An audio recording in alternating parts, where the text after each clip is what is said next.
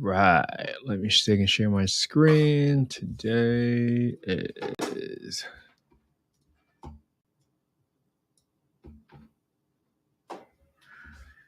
let's see. Today is day 100 of us analyzing deals together. Let's go ahead and let me just check the audio, make sure they work.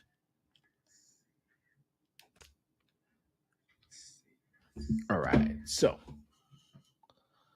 let's take a look at this deal. This is 1405 East Clark Ave in Las Vegas, Nevada. According to the wholesaler that gave me this information, there is 3 units, 2 1-bed, 1 baths, and 1 2-bed, 1 bath. All tenants have been in property for 45 years. Okay, that's good. One of the tenant in Section 8. All right. Monthly cost for our mortgage is $23.94. Saying gross profit is $1,100. Okay, nothing about maintenance or anything like that. So they're leaving out some information. Purchase price $595. All right, let me start writing down some of these numbers. Today's day 100, guys. Thanks for sticking with me. I'm really glad to be building this habit with all of you of analyzing deals live every single day. What's the down payment? 65 grand. Let's just plug these numbers in while I have this on here. So loan balance is 357. I don't even know what the $158,000 on seller finance. No payments for 4 years. From 5th year on, it's going to be 3%. Starts in the 5th year from now. So it's going to be January 8th, 2029 or 2028. Okay. Wow, that's weird. Great negotiation. But I guess this is kind of fair. Let's see if we can look up this property really quick. So this is 1405 East Clark Ave. Let me pull it on Redfin. Redfin's estimate is $544,000. Interesting. They just bought this in May 31st of 2022. So really, Ashek from subto. Hey, Ashek, thanks for tuning in, man.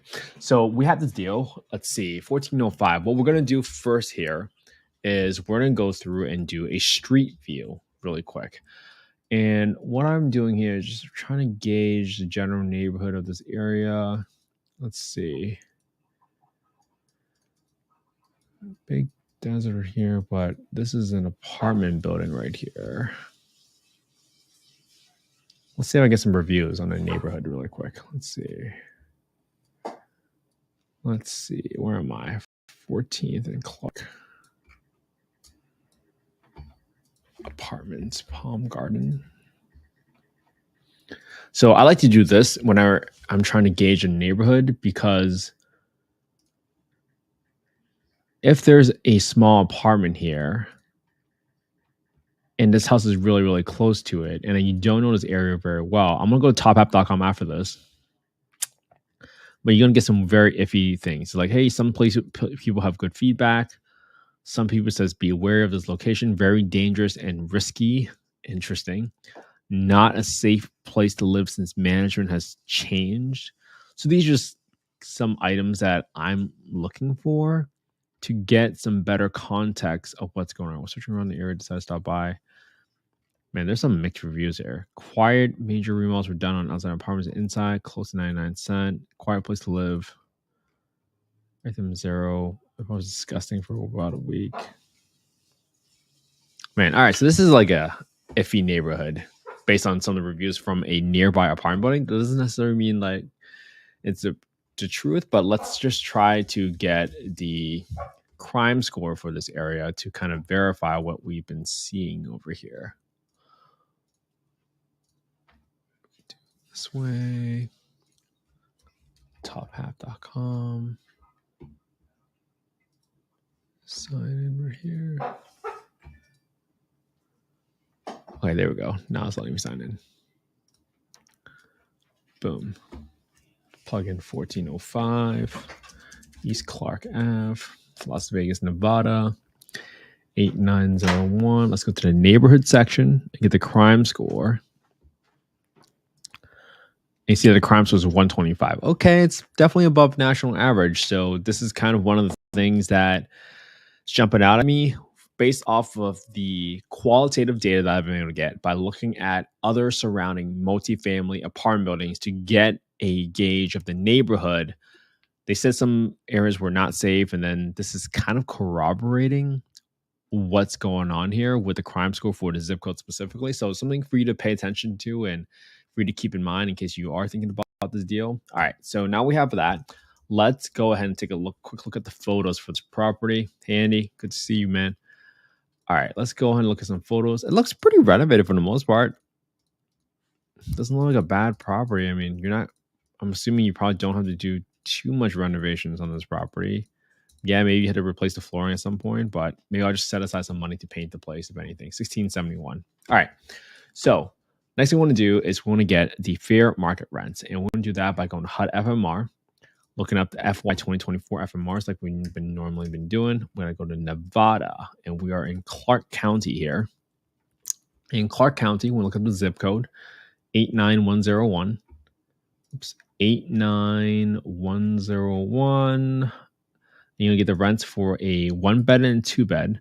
The 1-bedroom property FMR is 1100 and the 2-bedroom is 1320. So I'm going to note that down as 1320, and my FMR for a 1-bedroom is 1100. So I want to make sure I write down these zip codes. 89101.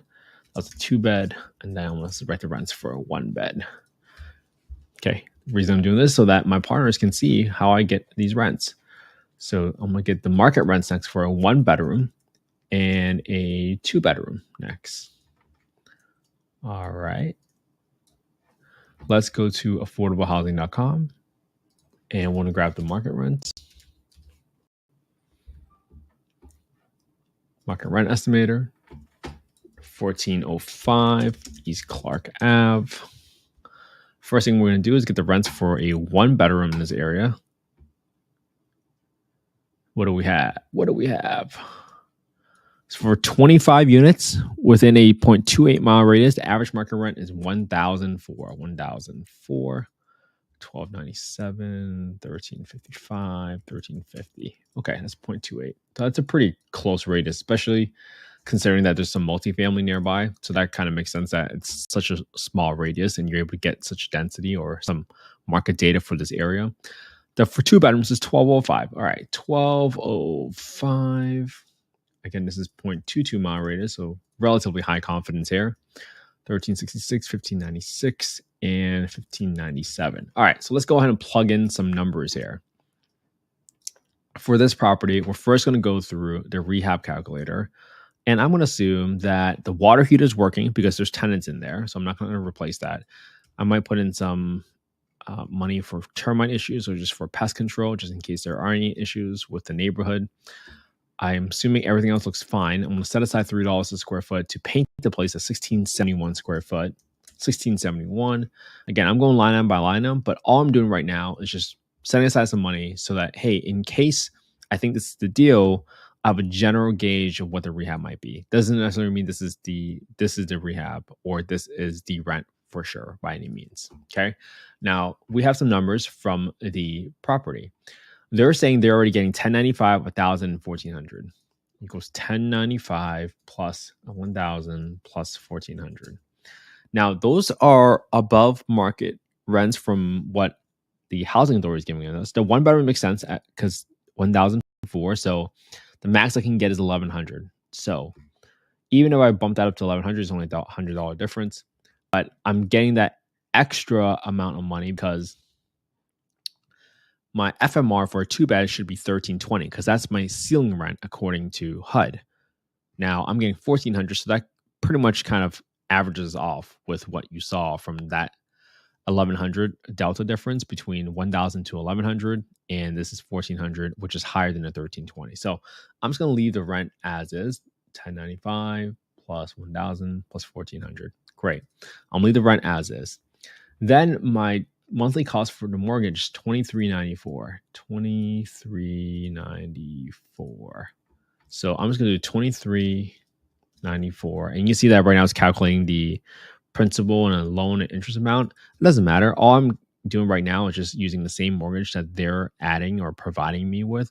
So that equals to $174 for the property taxes and insurance, which some of that is probably lumped into this amount, which does not take in effect until year 4. So just something for us to think about.